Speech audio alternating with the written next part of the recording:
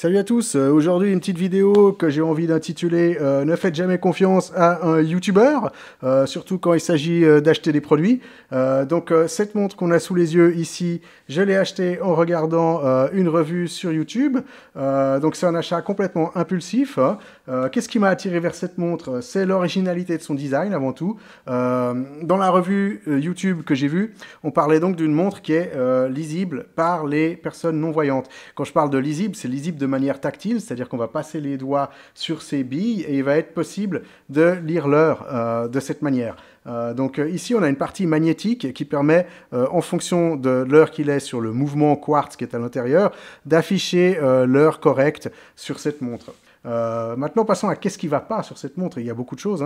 Je parlerai d'abord de la lecture de l'heure. Donc, ce n'est pas une montre qui est prévue pour les personnes non-voyantes.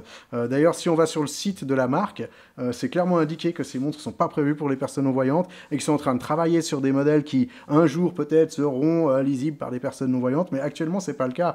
Donc, c'est sûr que quand on fait confiance à des youtubeurs et on a envie qu'ils aient un peu testé les produits qu'ils nous montrent.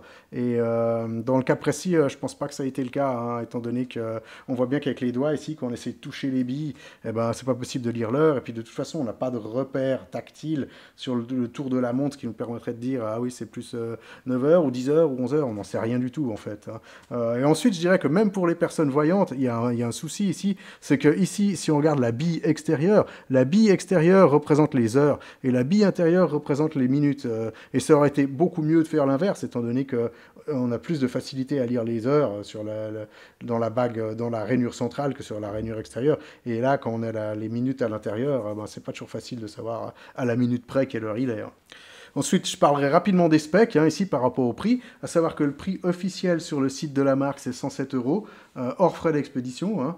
Il semble que les frais de douane soient par contre compris dedans, mais les specs ici ne sont pas très très intéressantes à mon avis. On a une boîte en cuivre, donc matériau très bon marché, meilleur marché que de l'acier inox, j'imagine, et avec un traitement PVD style alu à l'extérieur. À l'intérieur, on a un mouvement Ronda à 1 rubis. C'est pas précisé dans les specs de la montre sur leur site quel modèle de Ronda c'est, mais je pense que c'est un 705. J'ai ouvert la montre, je vous montre ici une photo du mouvement qu'il y a à l'intérieur.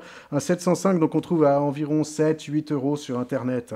Ensuite, je dirais qu'il n'y a encore pas de cadran, ni d'aiguille, ce qui permet aussi de gratter un peu sur les coûts à ce niveau-là. À noter qu'il y a encore un bracelet silicone qui est pas trop mal, mais voilà, un bracelet silicone, c'est vraiment une valeur très très faible. Donc aujourd'hui, j'avais l'intention de vous présenter un design original qui venait de Chine. Alors c'est raté pour le coup, parce que l'original, c'est donc la Aeon Bradley, une montre qui, elle, est réellement destinée aux personnes non-voyantes, avec une bague extérieure qui est beaucoup mieux faite, il y a des repères dessus, et on peut réellement toucher les billes. Il y a une bille qui est sur la tranche extérieure, et la deuxième qui est sur la face de la montre. Et donc la Aeon Bradley, qui a été nommée en fonction d'un ancien officier des Marines qui s'appelle Bradley Snyder, et qui est devenu aveugle en désamorçant des bombes en Afghanistan. Et c'est une montre qui est en hommage à cette personne, qui est aussi également un double médaillé d'or aux Paralympiques en natation.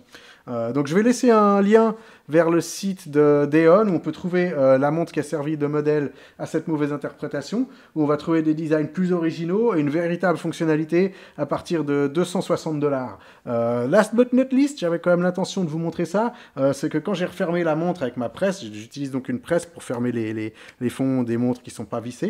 Et la bague ici, la bague bleue qu'on voit ici, elle m'est restée dans les mains. À savoir que cette bague, elle est collée sur la boîte. Donc je vous laisse juger par vous-même la qualité de cette boîte. Je dirais en conclusion qu'il ne faut pas croire ce que racontent les youtubeurs.